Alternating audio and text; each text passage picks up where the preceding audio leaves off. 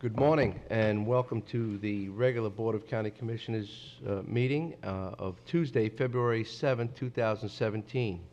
We'll begin with an invocation by Father David Newhart from St. Elizabeth's Episcopal Church, followed by the Pledge of Allegiance led by County Attorney Dylan Reingold. Please rise. Good morning, Father. Good morning, and thank you for this privilege of praying for this illustrious council. Let us pray. Baruch atah Adonai Eloheinu melech haolam. Blessed art thou, Lord our God, King of the universe. Heavenly Father, I thank you for our council members. I ask, Lord, that you would give them wisdom, charity, and justice in all their decisions and how they serve this beautiful county.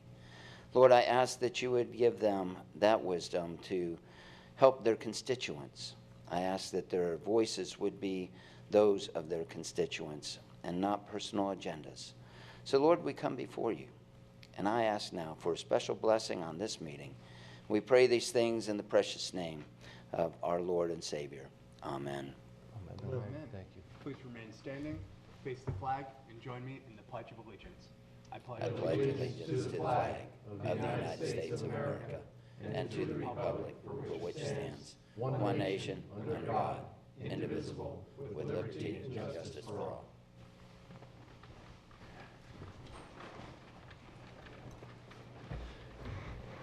Thank you all. Now looking at the agenda, is there any additions, deletions, or emergency items? Move to approve as presented. Second. Motion by Commissioner O'Brien, seconded by Commissioner Solari. Any further discussion? All in favor? Aye. Opposed? Motion carries unanimously.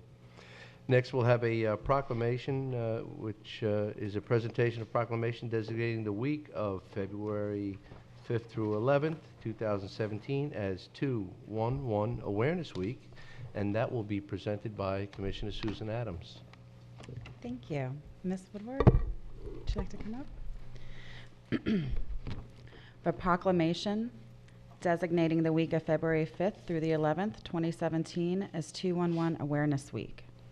Whereas many times when individuals and families need help in meeting life's basic needs or are experiencing times of crisis and are not sure where to turn, and whereas 211 is an easy to remember, easy to use 3-digit number recognized as a central linkage point in providing individuals and families with the guidance, support, and information they need to solve their problems, and with the crisis intervention and suicide prevention they seek to keep them safe. And whereas Indian River County is fortunate to have 211 Helpline, a service that is available any time of day or night that enables individuals and families to get the help they need. And whereas 211 specialized advocacy and support services also include the Help Me Grow initiative, which helps link vulnerable families to crucial services, while 211's life-saving Sunshine daily phone calls continue to positively impact the lives of local housebound and/or isolated seniors, all at no cost to those participating. And whereas 211 Helpline service is free, confidential, available 24/7, with highly trained staff who assist thousands of individuals in need of crisis intervention, assessment, and referrals to community services. The staff at 211 will continue to provide that warm voice at the other end of the line and the caring assistance to people of our community. 211 help starts here. Now therefore be it proclaimed by the Board of County Commissioners, Indian River County, Florida, that the week of February 5th through the 11th, 2017 be designated as 211 Awareness Week in Indian River County. The board urges all citizens to be aware of the only telephone number they need to know to access information and referral to the programs and services in our community that provide assistance in such areas as health care, insurance, volunteering, food, daycare, mental health counseling, support groups, financial assistance, etc. Thank you.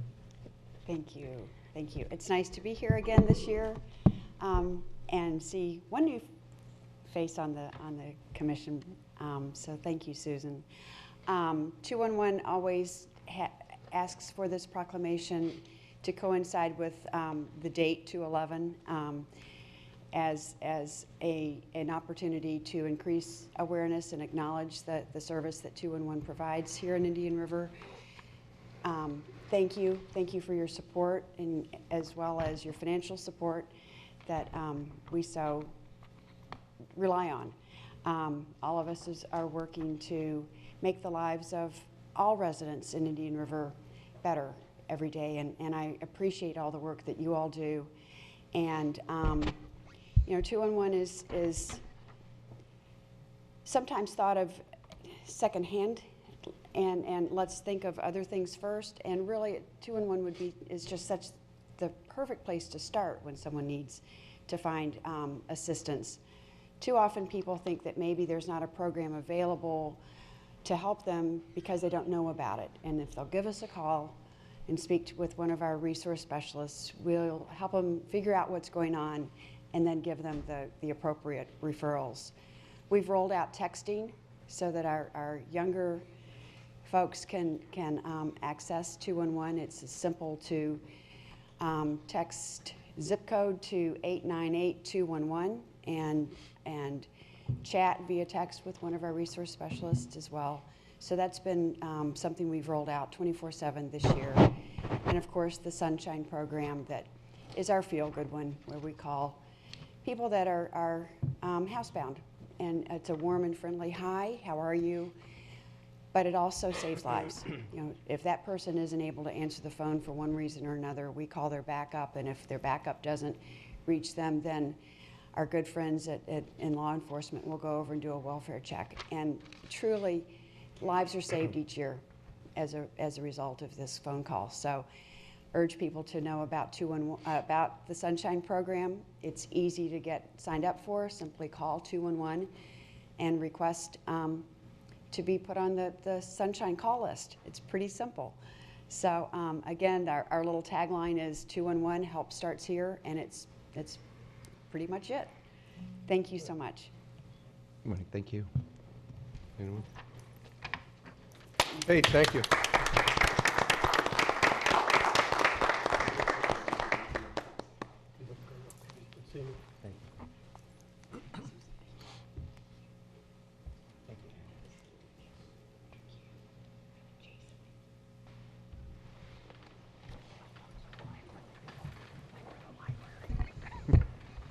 Next item on the agenda is the approval of the minutes for the regular meeting of December 20th, regular meeting of the January 10th, and the regular meeting of January 17th. We've reviewed them. County Administrator? Mr. Chairman, I do have one change on the December 20th meeting. The SWID item, in one place it's reflected as March 1st, 2017. That should be January 1st, 2018. So we've submitted that change with the board.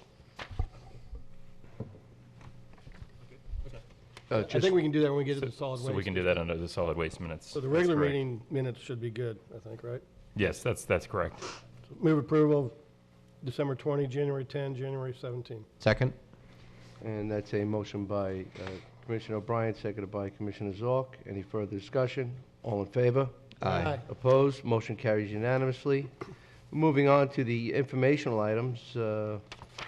Commissioners? Mr. Chairman, just item 7F is a retirement proclamation for Bobby Cummings. With 31 years of service in the Road and Bridge Division, just like to say shout out, thank you to Mr. Cummings for all his efforts on behalf of the county. Thank you. And I normally would want to point out any of the appointees if they're in the audience. They're not, but I want to say thank you, Commissioner Adams. We now have a complete Planning and Zoning Commission, so No problem. we're moving forward. And of course, we have Alan Plakowicz as the chair once again.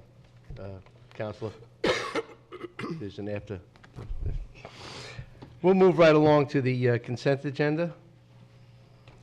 Commissioners? Mr. Chairman, I'd like to pull item H and K. H Hotel and K Kilo. Okay. Thank you, Commissioner O'Brien. Anything further?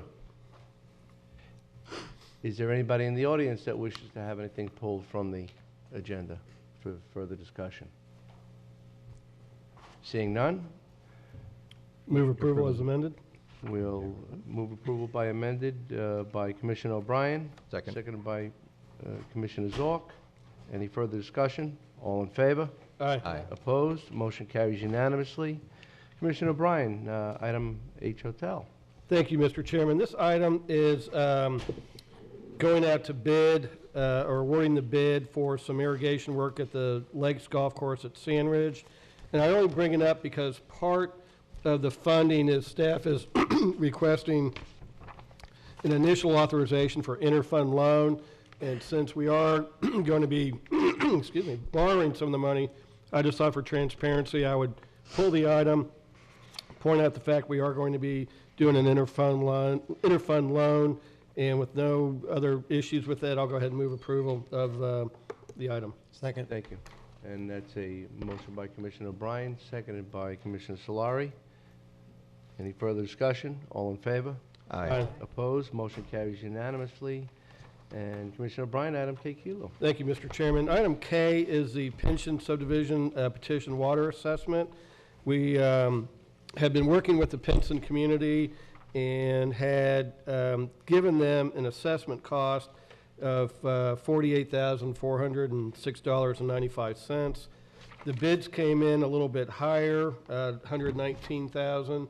And just to make sure everybody's absolutely clear how our petition process works is, once we send out that preliminary assessment, if the cost comes in below that, we can reduce the assessment and pass on the savings.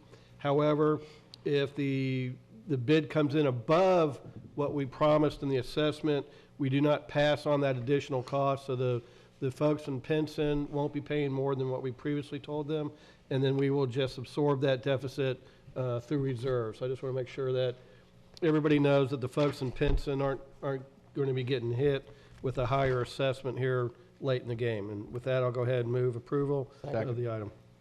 That's a motion by Commissioner O'Brien, seconded by myself. Any further discussion?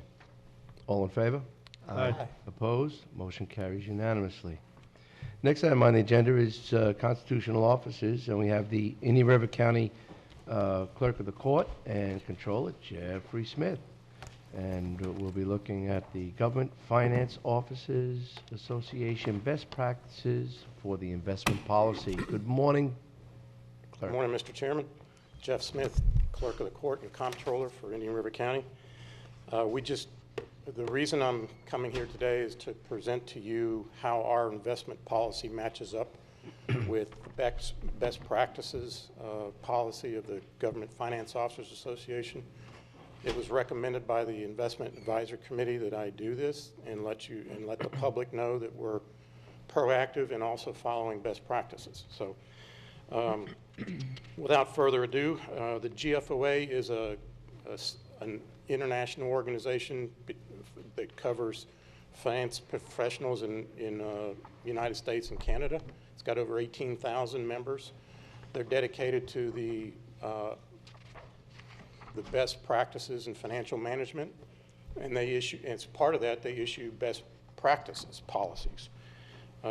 Those policies aim to promote and facilitate positive change rather than just merely to codify current accepted procedures.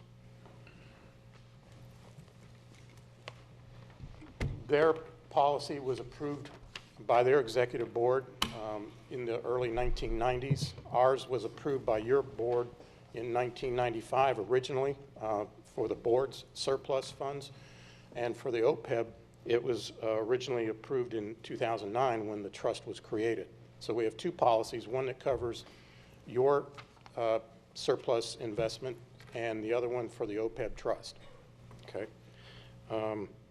The conclusion is that we have been proactive and we are following GFOA best practices, and the purpose of that is that the taxpayers need to know that your assets are being invested wisely and according to professional standards. Their policy, their best practice policy, contains 8 key provisions, and I'm going to go through them real quickly here. The first one is scope and investment objectives. They suggested we tailor the scope and investment objectives to the type of investment to which the policy applies. In other words, if we're investing money for future operating funds or capital needs or debt repayment or debt proceeds, to tailor the scope and the objectives to meet what we need in that area. And our policy does that. We have in sections 1 and 2, we cover the overview and the purpose of our investment policy. In the board's investments are laddered so that the timing of the maturities present the cash when the timing of the expenditures for capital needs or debt repayment, landfill closure cost requirements necessitate the cash, then we've laddered the portfolio to provide that cash when it's needed.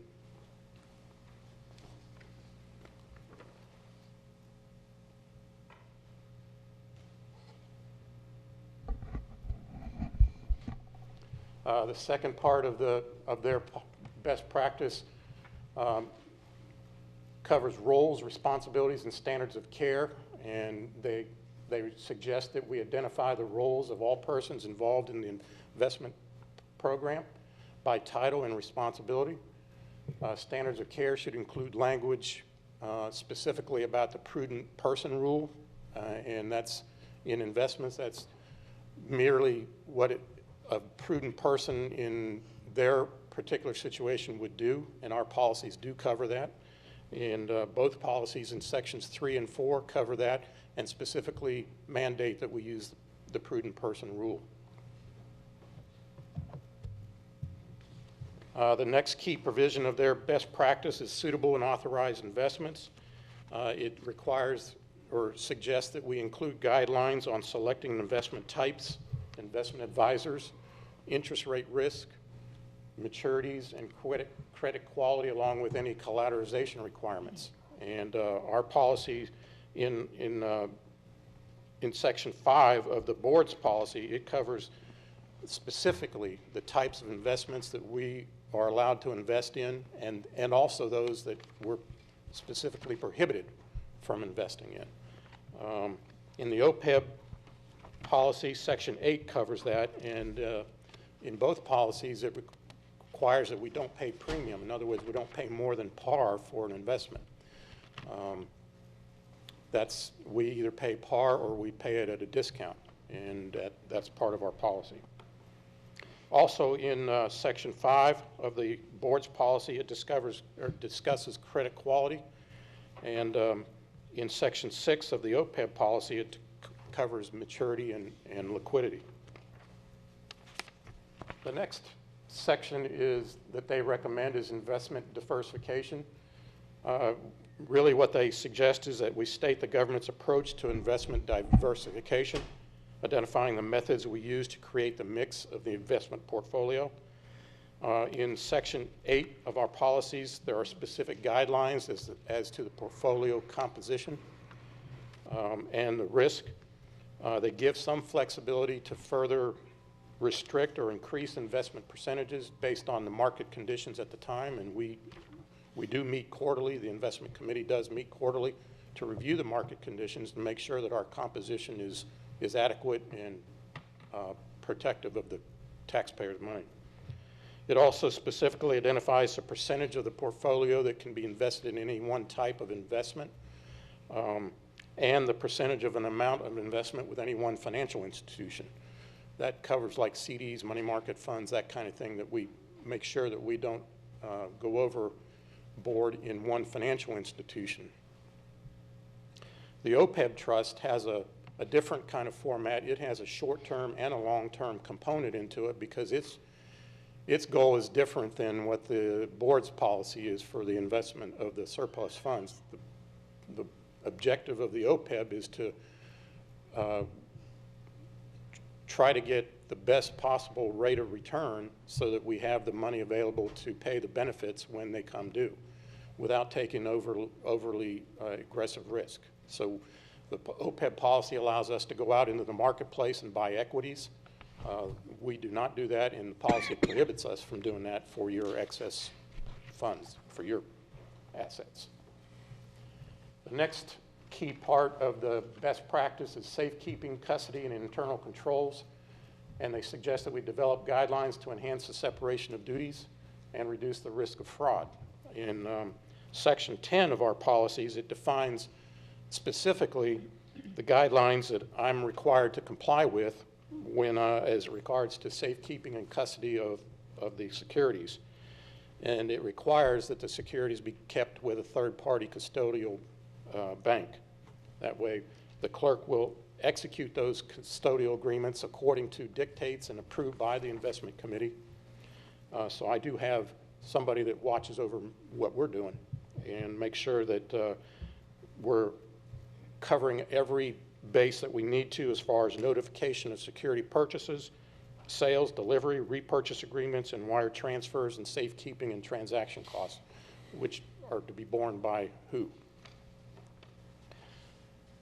Continuing on with that section, Section 13 of the board policy and Section 12 of the OPEB policy require the clerk to adopt a written set of internal control procedures to be implemented by the investment officer. Those controls are designed to protect the county's funds and ensure proper accounting and reporting of securities transactions. Those internal controls are required to be reviewed by the Investment Advisory Committee on an annual basis and are subject to review by the external auditors during the annual financial audit, which they are currently here going through that now. So the investment committee does annually review those internal controls. They just did that and gave their blessing on our set of internal controls. The next key part of the best practice is authorized financial institutions, depositories, and broker-dealers. Establish a process for creating a list of financial institutions, depositories, and broker-dealers that will provide the primary services necessary for executing the investment program. In our policy, Section 9, entitled The Authorized Investment Institution and Dealers, require extensive vetting and documented proof of certifications, state registrations, and audited financial statements. Approval of any financial institution or broker-dealer is also required by the Investment Advisory Committee. Additionally, Section 11 of the surplus investment policy covers the requirements for me when I execute agreements with banks, specifically with the banks. The next key provision is risk and performance standards. Establish one or more appropriate benchmarks to compare the portfolio and measure how we're doing. Section 7 of the policies, the yield of the one-year treasury is at a constant fixed maturity is established as the benchmark for the investment of the county funds.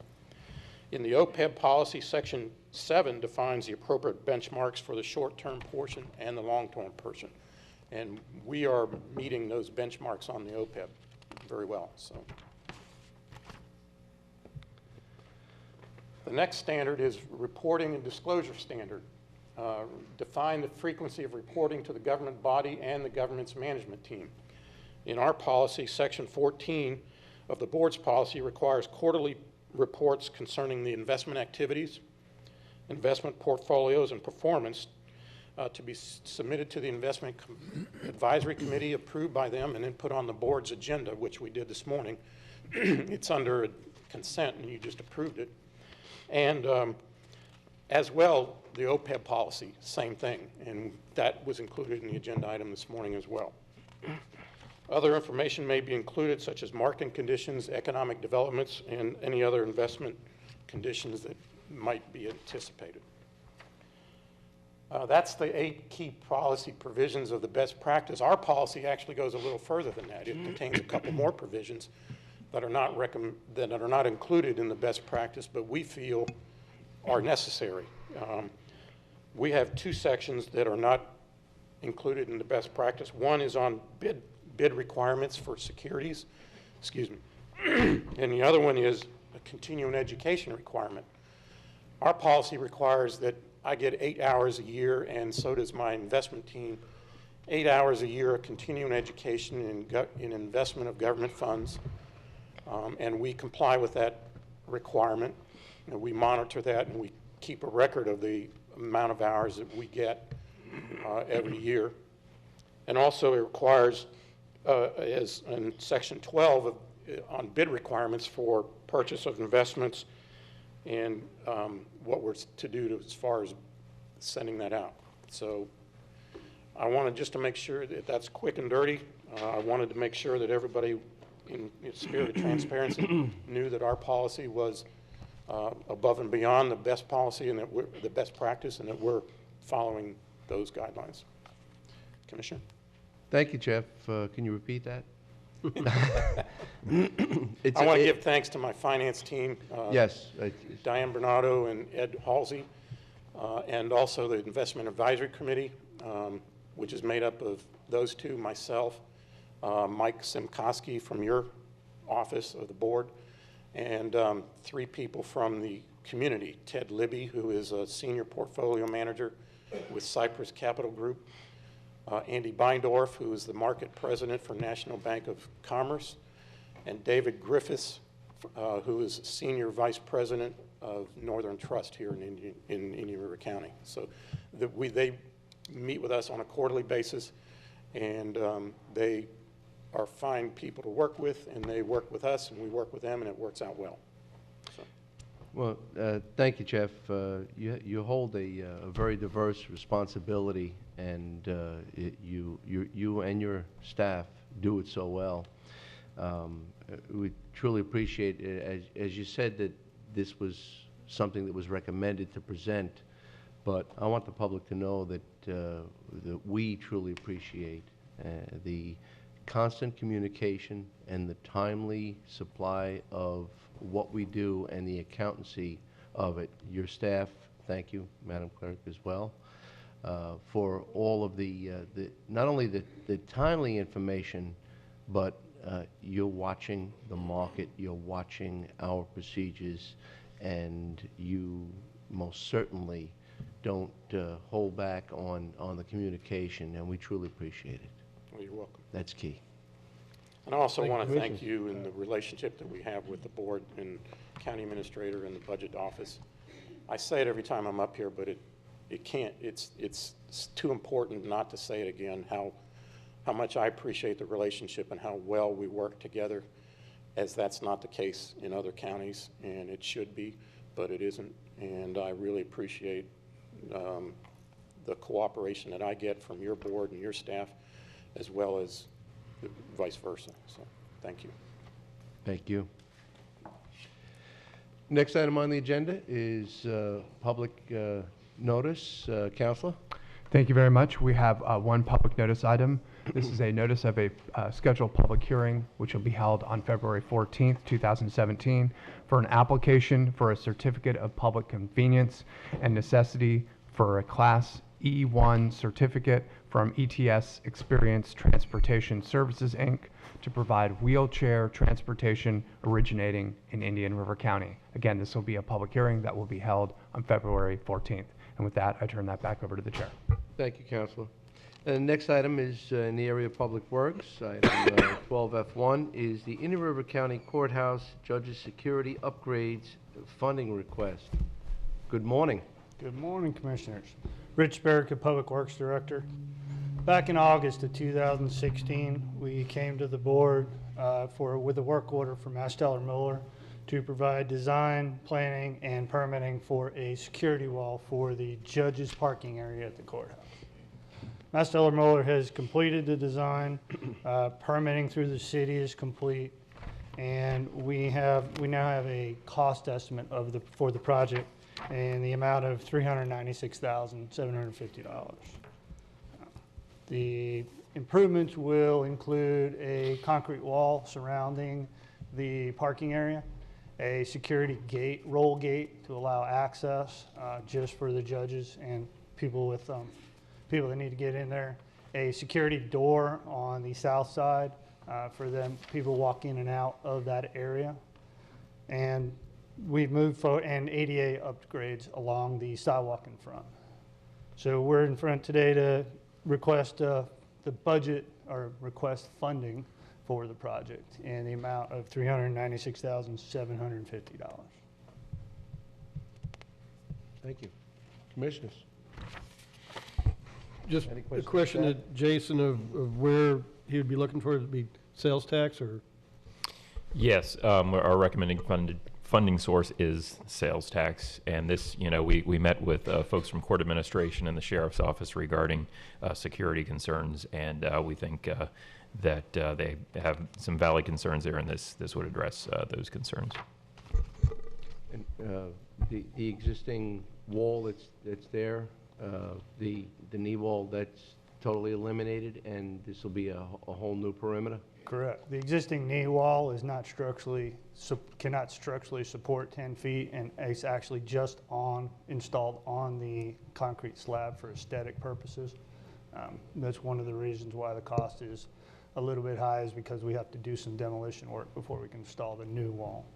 It'll be similar to the wall that's on the north side that borders the loading area. Thank you. Mr. Chairman?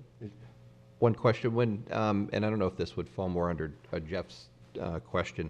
When we did all the security camera upgrades in the parking garage and other areas, was this area also looked at and already upgraded camera-wise, or does any of this bid include additional camera monitoring? No, they already have cameras monitoring this area. Okay. That was part of the upgrade back, I think, a couple years ago. Right, okay. Thank you, Mr. Chairman. That's it? All right, is there anybody from the public that wishes to have input on this matter? Good morning. Good morning. Tom Janung, Trial Courts Administrator. I would like to thank Rich and Jason and the county and you commissioners for the consideration of funding this project. It's an essential project for the safety and well-being of our judges. And, as you know, they rule on some pretty difficult matters. And as we all know, our world has changed in recent past, and people are feeling more inclined to do bad things. And since our judges are out there making the tough decisions every day on people's lives, on people's well-being, we have full walls protecting our judges and all of our other courthouses in the circuit, except for this one. So we're thankful that you're considering this issue. Well, thank you. The integrity and the personal safety of all who enter that building, that our county courthouse, is of paramount concern. And I see no reason why this should not just swiftly come to order. Mr. Chairman, I'll move approval. Second. Any further discussion? That's a motion by Commissioner Solari, seconded by myself. And all in favor? Aye. Motion carries unanimously. Thank you. Next item on the agenda is the work order number 2 from Stella and Mola Incorporated for the amendment number 2, Indian River County Courthouse security upgrades. Move approval. Second. That's a motion by Commissioner Solari, seconded by Commissioner Adams. Any further discussion? All in favor? Aye. Opposed? Motion carries unanimously. Now moving on to, thank you, Rich. We're now moving on to the county attorney matters, which is the 16th Street ball fields. Good morning, Counselor. Good morning, Commissioners. Bill DeBrawl on behalf of the County Attorney's Office.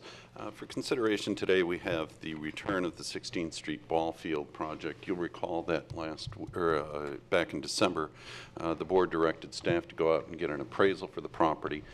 The appraisal consisted of 2 issues. Number 1, the as-is value of the property, and number 2, the other appraisal problem was evaluating the property in a multifamily RM10, RM12 type of density. Taking a look at the properties, that's the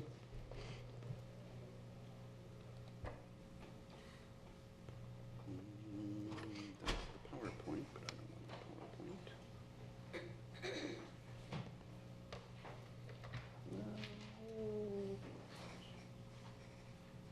I'm having some technical difficulties now. There we go. There's the aerial of the ball field property. You can see the football stadium is off to the east. Down below, you've got the high school. To the west is Little Acres Estates, as subdivision. And then up to the north is St. Francis Manor and the Sunshine Physical Therapy Clinic off to the north and east. It's 11.53 acres of property. I tried to figure out how long it's been in ball fields. I don't know at this point as far as how long that they've been there.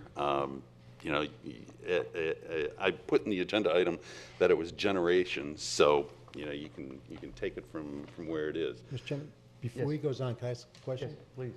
Bill, going back to that picture, Yep. did we give some of that land that's outlined in yellow to St. Francis Manor for their expansion? The St. Francis Manor property is right here. Okay, so that cuts the ball field? Yes. Okay, Yes. thank you. You're welcome. Thank you, Commissioner. Taking a look at the underlying zoning, you can see the parcel right here in orange. It's zoning designation of R1, City of Vero Beach zoning, which would be up to 6 units per acre, residential single family up to 6 units per acre. Same thing over across the street to the west with Little Acres Farms, to the 40-acre parcel down below with the school district. Off to the east, you've got the football field zoned with the higher density of RM1012.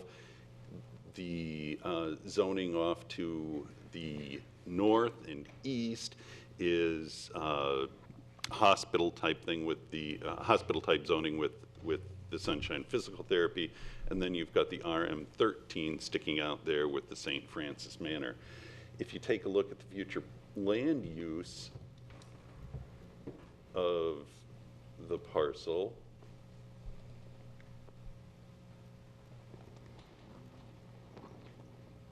and if you just hang on for a minute, I can get the future land use because this is somewhat important.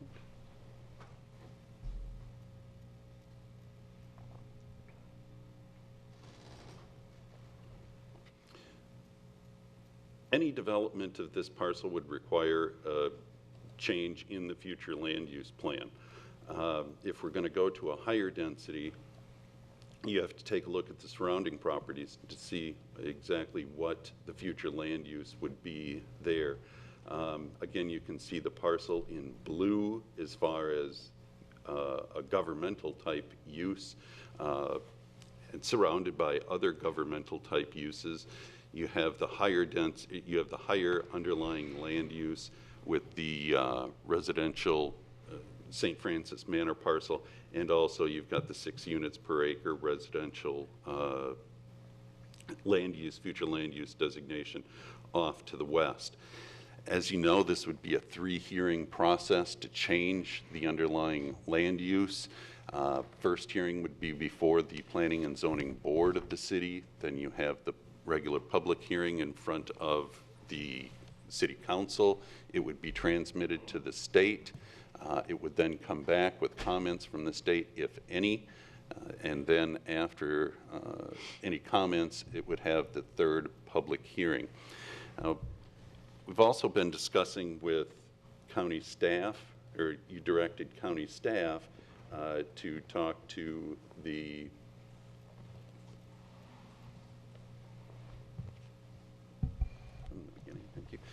to talk to the school district about possible swaps of the property, and there were 5 that were included in the backup materials. Let's just briefly take a look at them.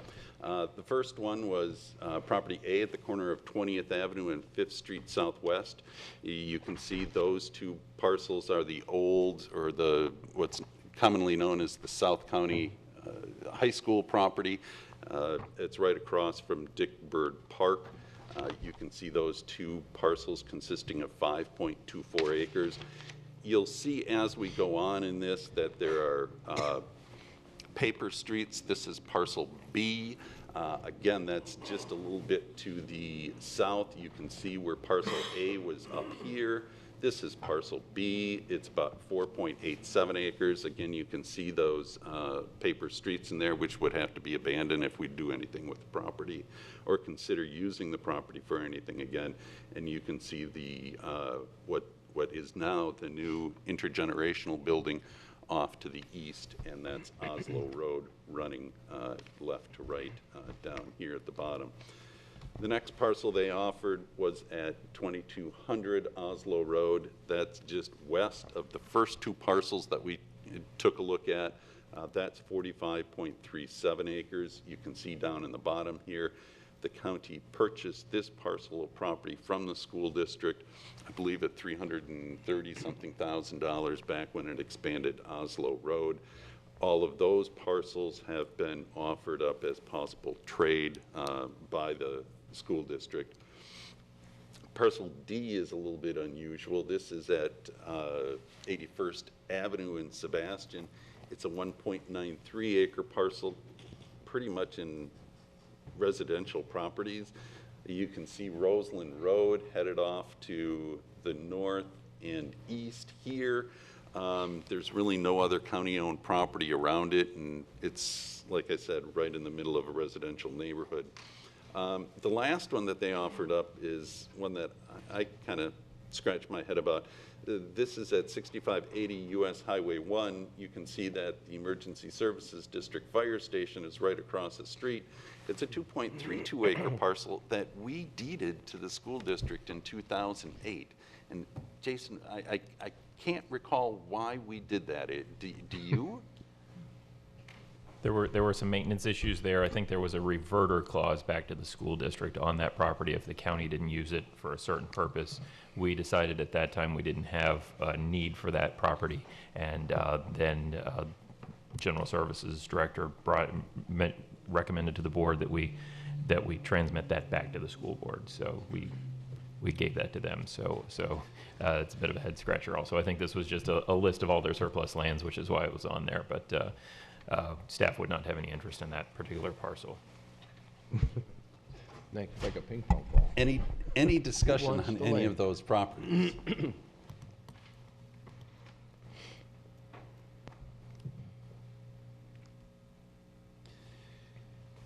Two caveats with the appraisal. First of all would be the caveat as far as the future land use. It would have to be changed. It's a 9-month to a year process at least involving the 3 public hearings.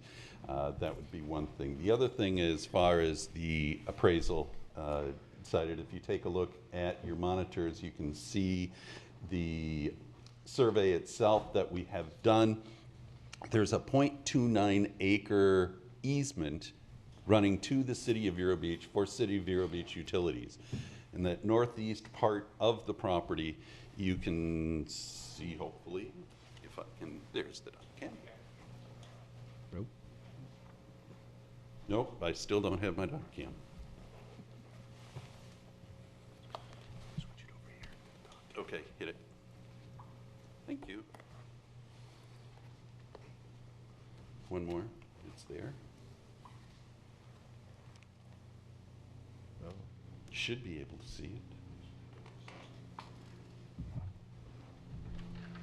Anyway, there is a 0.92 acre easement running to the City of Vero Beach for utilities. It's a water easement. It's an active well that the city uses on a daily basis for drinking water. There are certain restrictions that would apply as far as development or use of that 0.29 acres. The appraiser, in determining the values, ignored this almost 1 acre tract as far as value is concerned. So the entire 11.5 acres was used, even though that this 0.92 acres would probably be very limited in its development. It would have to be open space, green space. You couldn't put a retention pond on there for fear something might leach down into the drinking water well area, and DEP would have to become involved as far as the permitting as well. So staff has laid out 4 different options. Number 1, you could just order us to go ahead and list the property and sell it as is. Number 2, you could ask us to go ahead and petition the City of Vero Beach for a land use and zoning change, something we have never done. As far as asking another jurisdiction to change their comprehensive plan and their zoning map. Third, you could just let the property or explore different options with the school district. If you see any parcels either mentioned today in the slideshow or if you know of any other ones that we might be able to try and negotiate with the school district, we could do that. Or fourth, at the kind of the 11th hour as we were preparing this, we were approached, Mr. Brown and I were approached by a group that is kind of coming together at this point. They haven't had the opportunity to meet and talk about it, but they wanted to try and see if they'd be able to come up with a business plan to present to the board in a few weeks' time to keep the fields as is. And so that would be the fourth proposal that we would offer up. And also, if there are any questions, we'd be happy to try and answer them. Thank you, Councilor. Commissioners, County Administrator. Mr. Chairman, I'd just like to add that staff would like to point out that we have to maintain that property on an ongoing basis. The last direction we had got from the board was to surplus it back in May, and we were directed to work with the school district regarding a cash transaction. We have presented here some potential swaps, which our last direction was not to pursue that. However, we did have discussions with school district staff for that. So if you have interest there, you can provide us that direction. But staff's preference would be for option one, to go ahead and get that out of the, to get the process done while possibly providing some time to the group that has approached us to kind of pull something together over the next couple weeks. So that's staff's preference, is to go ahead and give us authorization to move forward with the sale, with the caveat that we need to give a couple weeks to some of those interested parties. And if we do get something developed, we can bring that back to the board. Thank you. And in addition, as you did get that direction, you did de-escalate some of the attention to detail on the lot itself, as far as maintenance. We're not striping a field or any of that at this time. No, sir. Mr. Michael Zito, Zito? Assistant County Administrator. It's routine maintenance. Just routine It's maintenance, not just prepped for games or play. cutting the turf. Thank you. Yes. I'd like to take a little bit different look at this and from what the county administrator proposed. I know that there's a lot of folks out in the community that have expressed letters to the editor or sent emails or calls wanting to keep the fields as ball fields. So I'm more than willing to, option 4 here, the group, I'm more than willing to give them a few weeks to try to put something together to move forward with a purchase of the property. I think in the long run that would be good for the community.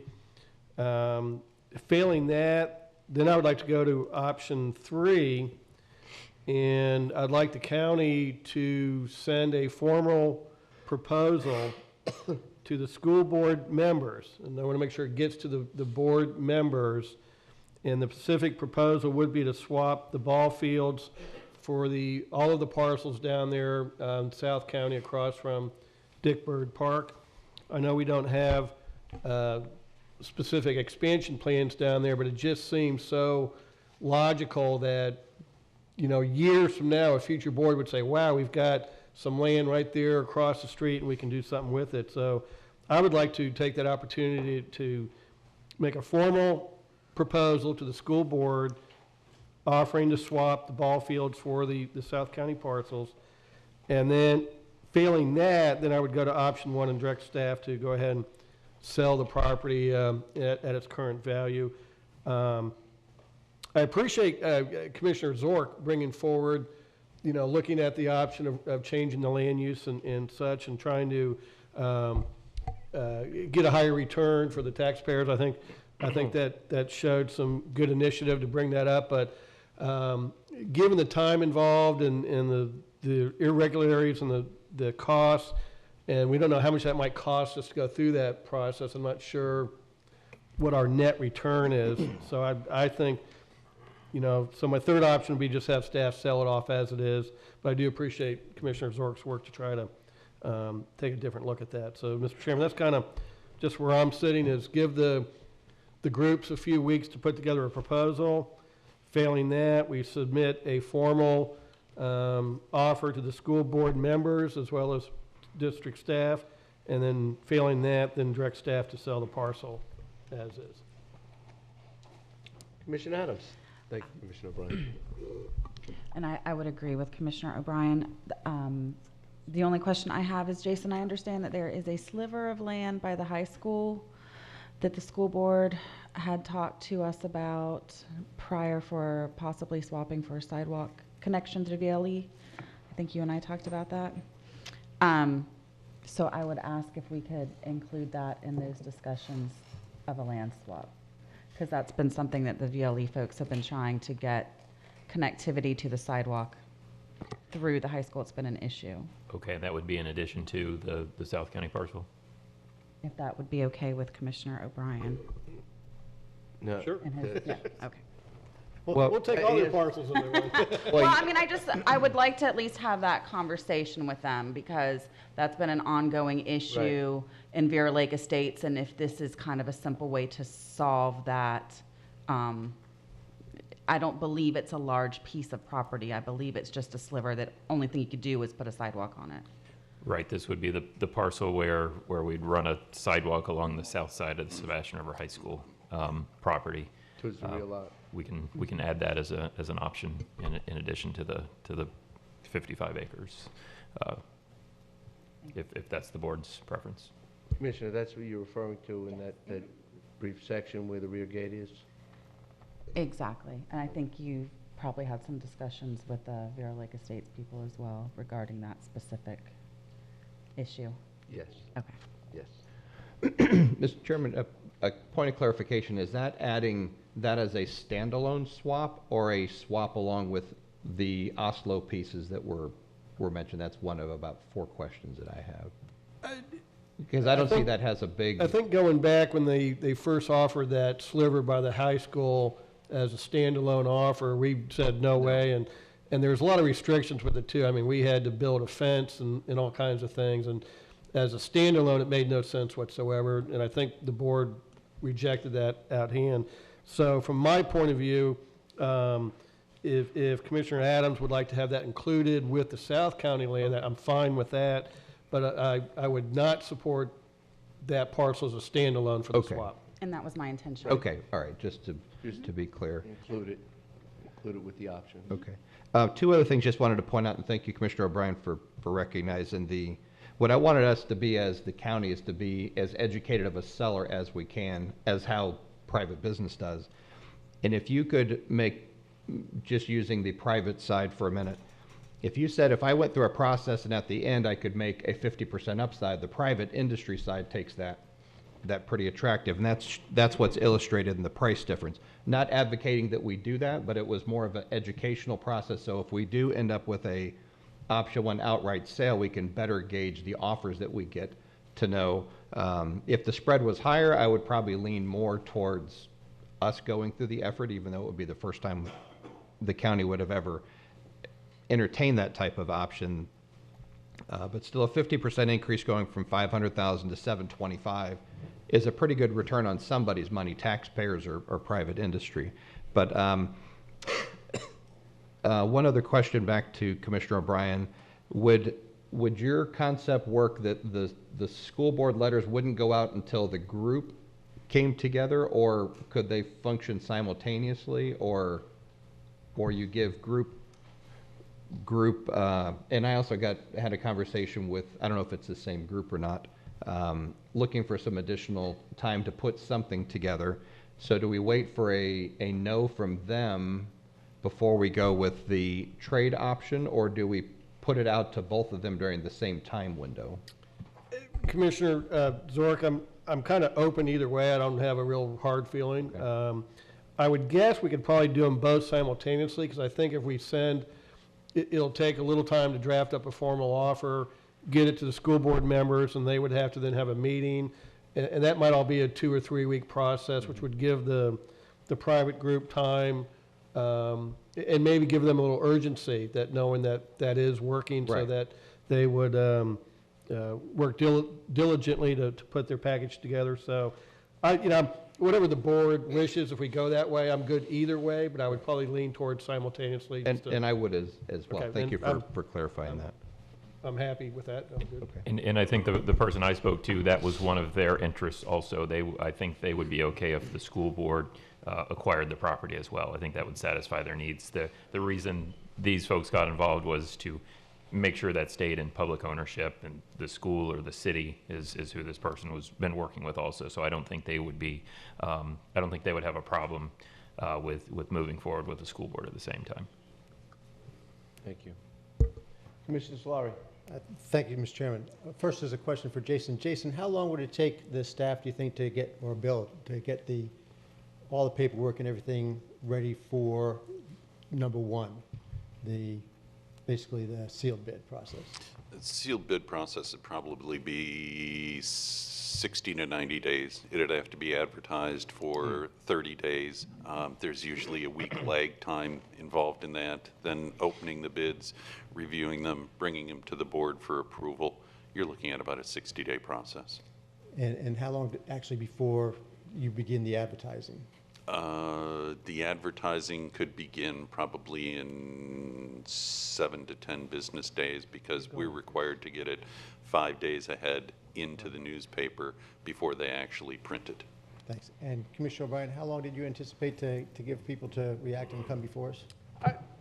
Commissioner Slater, I would think, 2 to 4 weeks, I would think. I want to make sure the school board would have time to receive our written offer and to conduct a meeting to where they could vote on it.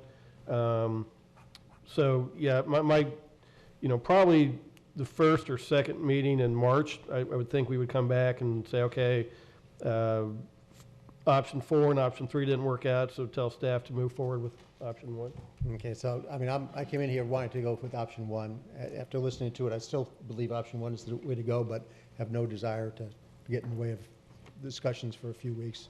So, understanding that if you make a motion, it'll be to do 3 and 4 simultaneously. If we can put a date by which we begin the advertising, of say 6 weeks out or so, I'd be happy to support the motion at this time. Well, thank you. Coming into this, I had similar feelings, Commissioner Solari.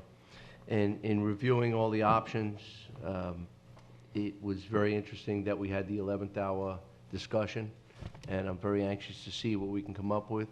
We've gone through a lot of trials and tribulations attempting to preserve this field and not forgetting the children, the young individuals that play on the field. And with that in mind, I am hopeful that that 11th hour move could possibly be the answer to us maintaining the field and them having not only a field of dreams, but a dream for the field and the finances to cover it. That was one of the missing pieces of the equation in our past agreement. And it wound up reverting back to us in any accord. But I believe that if this offer could be one that can be sustained, I'm very much interested in it.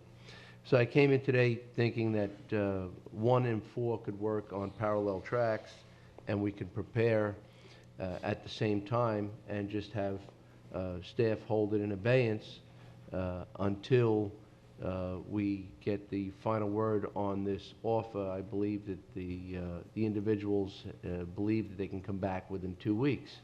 And I believe by that time you can then drop the paperwork and do the advertising.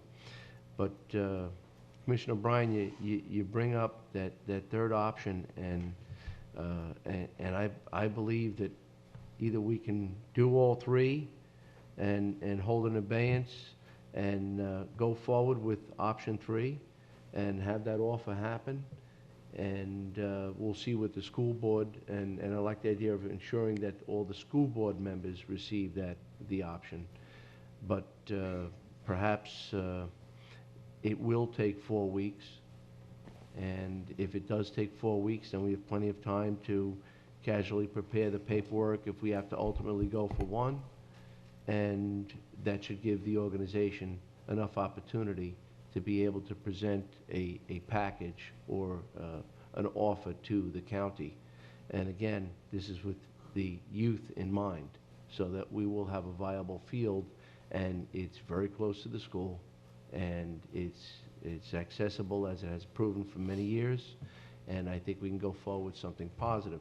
So I want to say I like your reasoning on including 3, 4.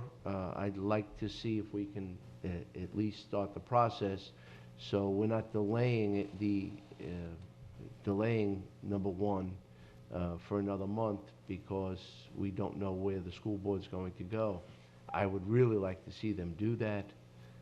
It does give us a collateral gain in the north end of the county, something that's been discussed for quite a few years.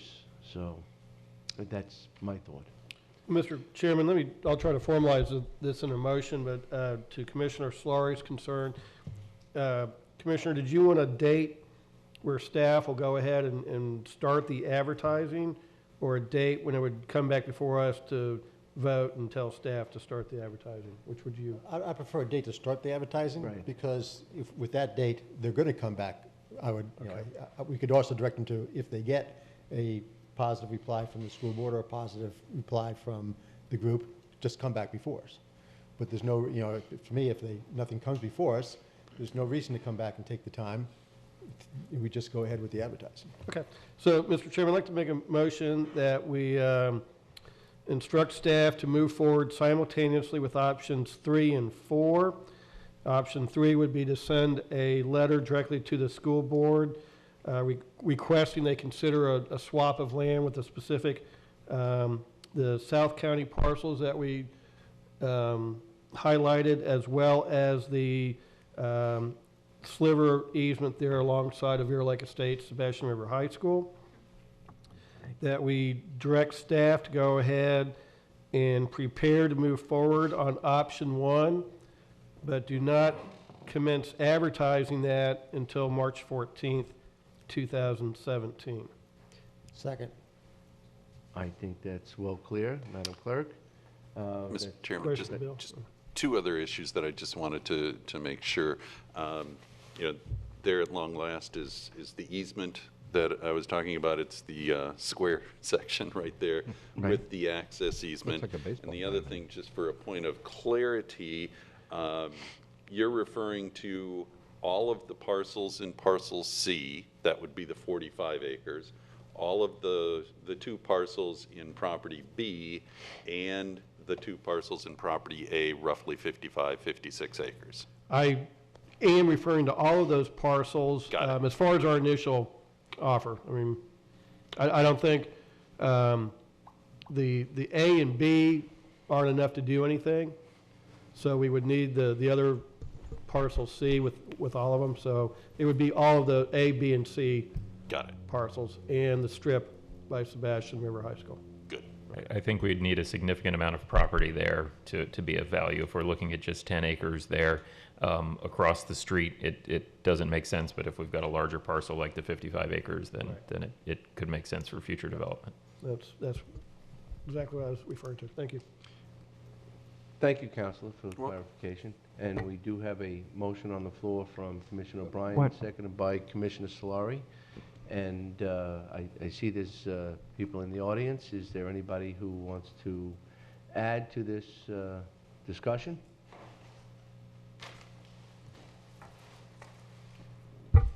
Good morning, Laura Zork. I am a new school board member in Indian River County District 3.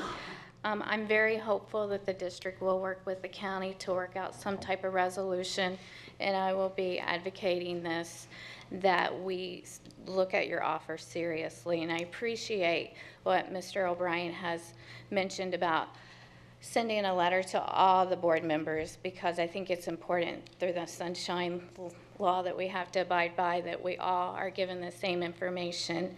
I was just curious if Jason had reached out to the college, because I know with our high schools, we're really trying to ramp up our dual enrollment. So I didn't know if anyone had ever reached out to the college to see if they would be interested in this piece of parcel also. We have not had direct discussions with the college on that at this time. All right. Well, I do appreciate your motion Commissioner O'Brien, and I look forward to getting that letter and discussing it. I just want to remind you that we only meet every 2 weeks, so if you send it out this week, we will not get it at this board meeting coming up on the 14th. It might, it just takes a while for us to get together, so just keep that in mind. Right, and then we won't, on March 14th, they'll just start the advertising process, so that'll still be, Bill said, another 60 more days or something, so I think there'd still be time, but it'll keep things moving along, I think. Okay. Well, I just wanted to say thank you for making that motion. You're quite welcome. Thank you. Thank you. We're hopeful for some positive response from the school board. And with that time announcement, I believe that the other group that may have an offer will have ample time to vet out all opportunities and make it as robust as possible for the youth concerned. Thank you. Well, we have anyone else? We have a motion on the floor by Commissioner O'Brien, seconded by Commissioner Solari. Any further discussion?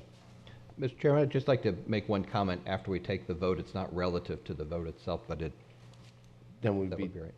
making it afterwards? Yes, sir. Thank you. All in favor? Aye. Opposed? Motion carries unanimously. Commissioner Zorc? Yes, I just wanted to clear the air a little bit on the original proposal of changing the density. Some people envisioned, some of, I'd say, our density watchdogs in the community envisioned something much bigger than what it actually was. But if you look at St. Francis Manor, that's at 13 units to the acre.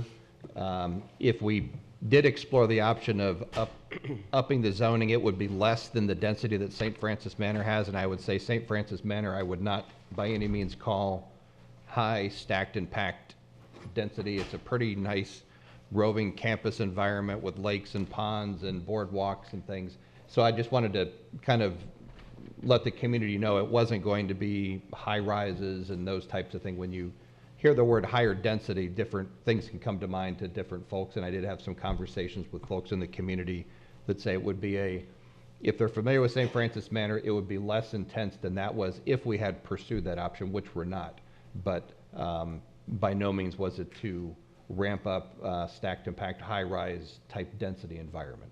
So just kind of to clear the air on that, Mr. Chairman. Well, I didn't get that impression as well. I think that you were looking to be as best a good steward for the citizens' investment without that being considered about buildings. Right. I don't think that was your intention. No, it wasn't, but You wanted some the of the... highest, best value for the Right. citizens, Yes, sir. but not impose any type of high-rise structures. Correct. Wesley Davis is not here. Thank you, Susan. But if he was, he might mention that Charlie Sembler, as he would have said, would be, sometimes the juice ain't worth the squeeze. And it might not be the case, and it sounds like it would be a cumbersome approach that would delay this process where we would be dependent upon the city of Vero to move forward. And it might be costly, as Council pointed out, so that I believe, thank you for the consideration, but I believe we're moving forward in the best possible Yes. scenario for the youth of Indian River County. Thank you. Well, Commissioners' items, we have none. And we'll move on to the Emergency Services District. Move approval of the minutes of the meeting December 20th, 2016. Second. Thank you, Commissioner Solari, seconded by Commissioner O'Brien. All in favor? Aye. Opposed? Motion carries unanimously. Next item is the request to purchase an ALS fire engine for Fire Rescue Station number 14. So moved. Second. Nope. That's a motion by Commissioner Solari, seconded by myself. Any discussion? All in favor? Aye. Aye. Aye. Opposed? Motion carries unanimously. Fire Station number 14, dedication of 26th Street right-of-way. Move approval. Second. Any discussion? Anyone from the public? I have a motion by Commissioner Solari, seconded by myself. All in favor? Aye. Aye. Opposed? Motion carries unanimously. Mr. Chairman, just while we're on the Emergency Services District, several of us were at the open house for the Station 15 up there, the modular station up at the North County Pool Complex. Commissioner Adams, I don't know if you had a chance to get by there or not, but Yes. a lot of your constituents of Vero Lake Estates were there, and they're very happy. And just want to congratulate the chief and everybody involved in putting that together. I know putting in a modular like that has a lot of issues with water and sewer and electric hookups and the lease with the state and all that, but I think it's a great addition to our Emergency Services District. It fills a great coverage area there in Vero Lake Estates, and just want to give a shout out to Chief King. Job well done, and we're excited about having that station come online, and just tell the guys and gals keep up the great work. Appreciate it. Thank you. And we'll now move along to the Solid Waste Disposal District. And, Approval of the minutes of the meeting of December 20th and January 10th. Second? and These wait, are the wait, minutes that we need have- to be we- amended. We have an amendment. Right. With the amendment as discussed by the county administrator. And my second still stands. And that's a motion by Commissioner Solari, seconded by Commissioner Zork. Any further discussion? And so amended. All in favor? Aye. Opposed? Motion carries unanimously. And we have the notice of the 90-day option agreement to Allegiance Bioenergy Plus Incorporated. Good morning. Good morning. For the record, Vincent Burke, Director of Utility Services. The board met on January 24th to discuss an emergency item and directed staff to do two things. One, to work with the county's attorney's office to create a 90-day option agreement and to provide some backup on the processing costs historically. So those processing costs have been included in the backup agenda under historical summary of yard waste processing for a company CRR that had done some processing of that material on behalf of the SWID, Solid Waste and Disposal District, and then the last 5.5 years with INEOS, providing not only the initial but the supplemental processing fee. So with that being said, I do want to remind the board that there is a cone of silence in effect for bid number 2017027 for the yard waste processing and disposal services, which was put out for bid on January 15th. That bid is due back into the purchasing department on February 27th of this year. So per board direction, county staff worked with the attorney's office to create a 90-day option agreement that's summarized on the agenda on page 2, but is included in the backup that has been provided to the board as well. But in short, just wanted to run through the 7 or so items that are contained in that agreement. One is the county is granting exclusive right and option to a portion of the county's processed vegetative waste while retaining up to 40,000 tons of processed material. The county does not guarantee the quality or quantity of the material or the vegetative waste.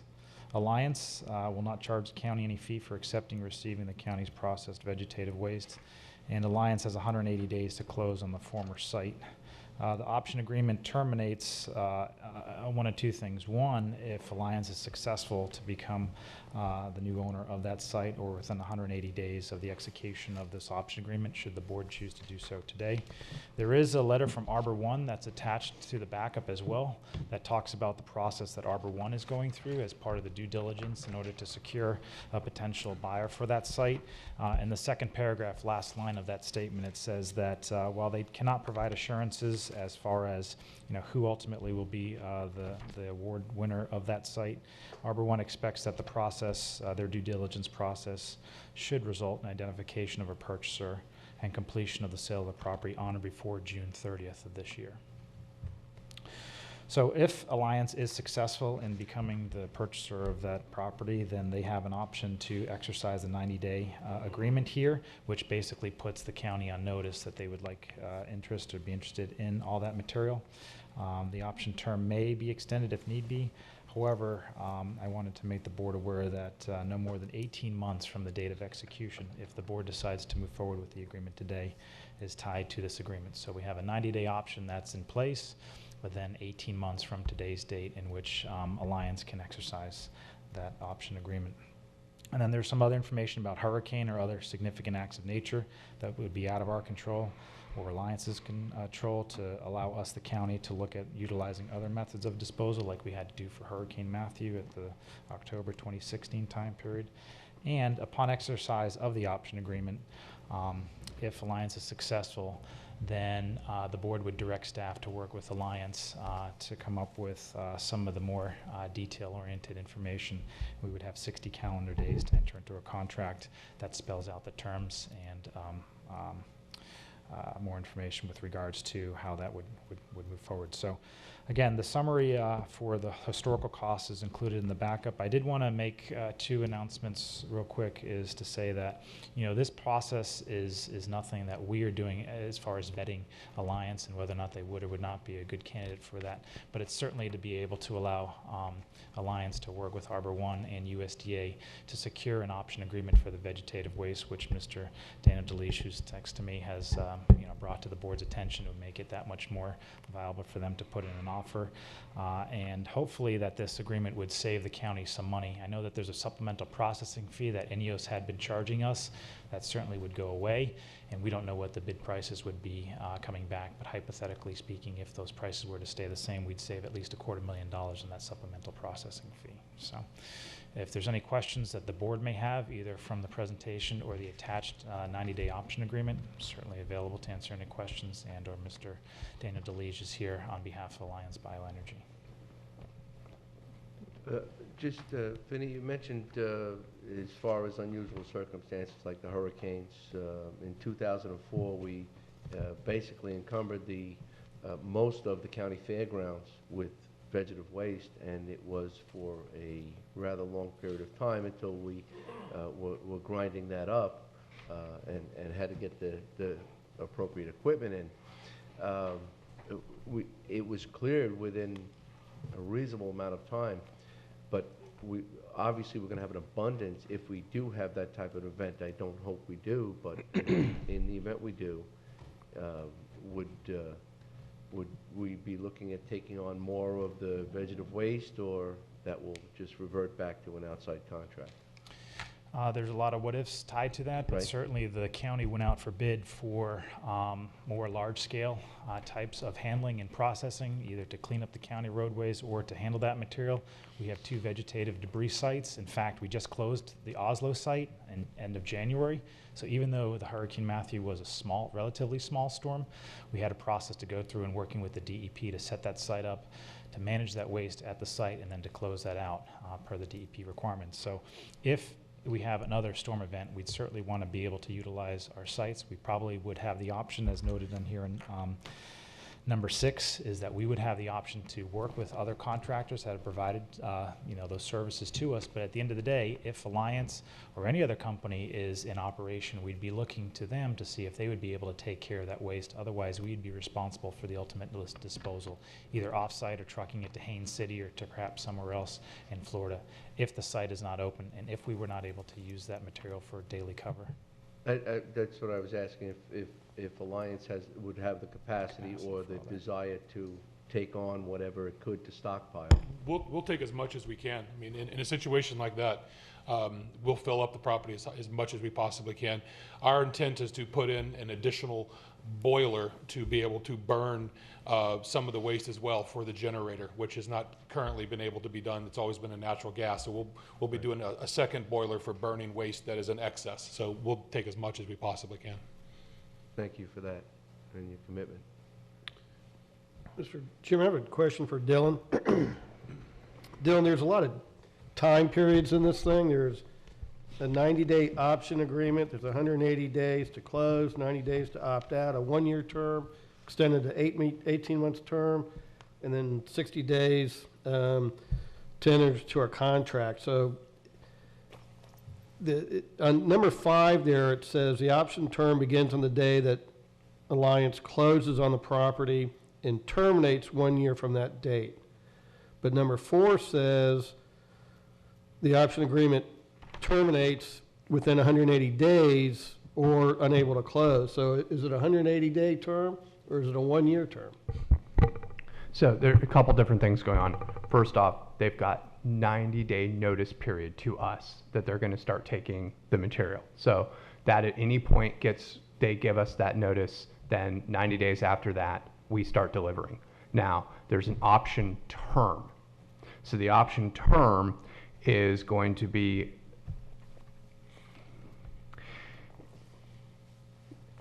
they exercise the option during the option term. They've got the option term exists maximum of 180 days out. That's the farthest day out from the execution of this agreement. So think about, let's assume we've executed this today, February 7th.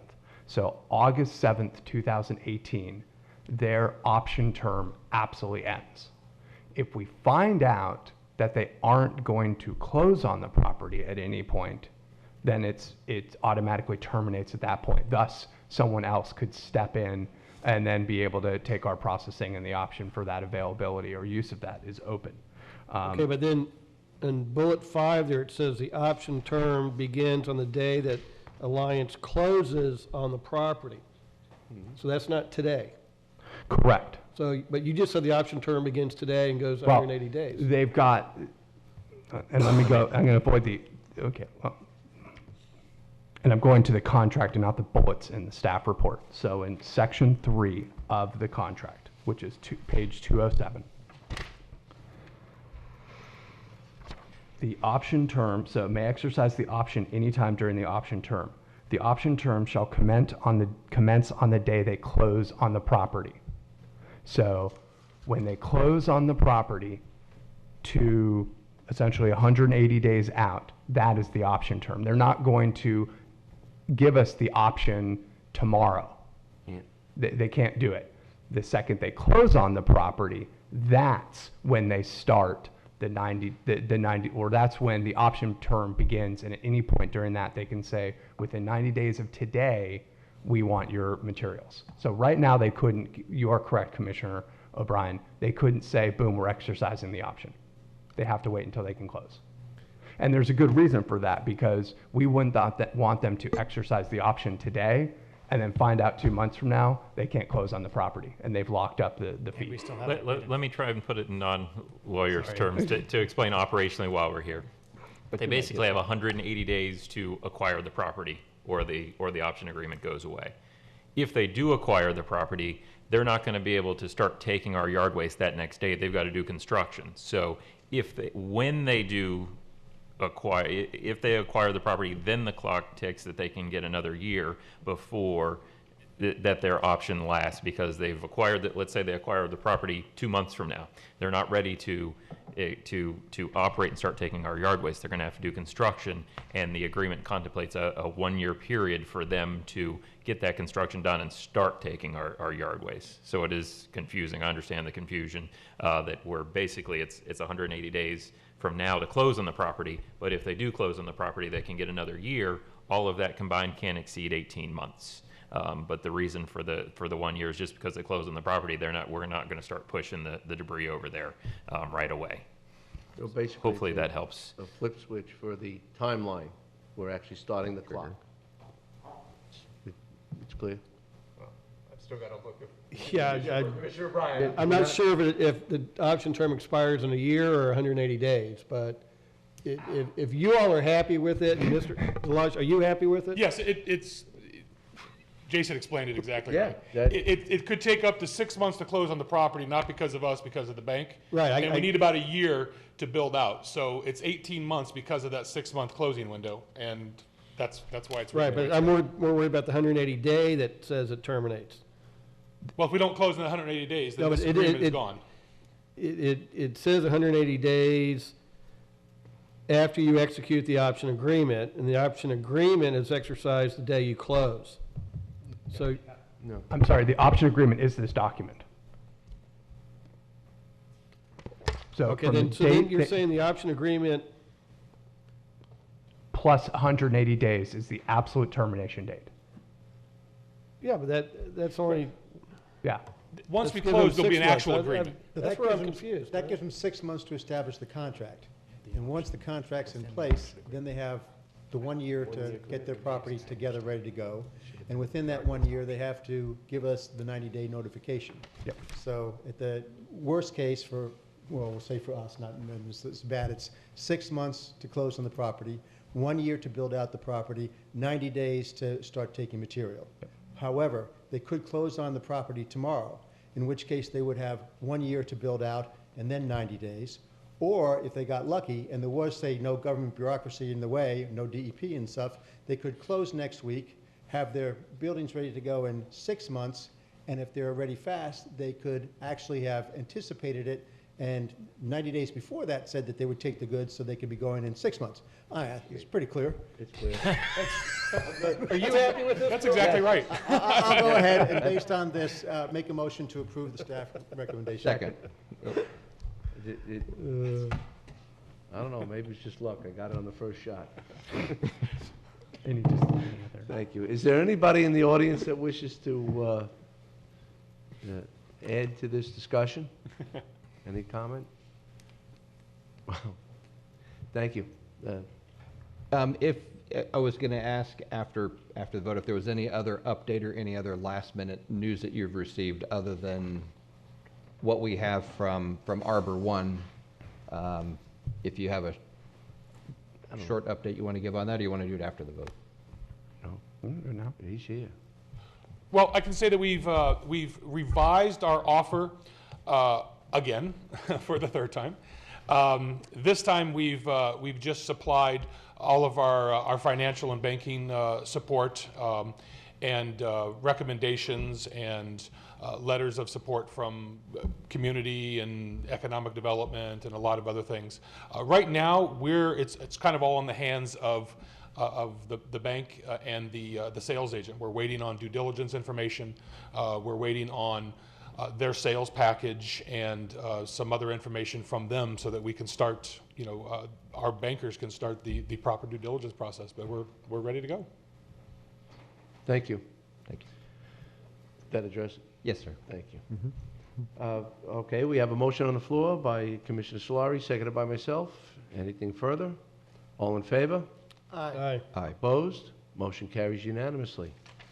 I think we've conducted the business of the day. Is there anything further from the debate? No? Meeting adjourned.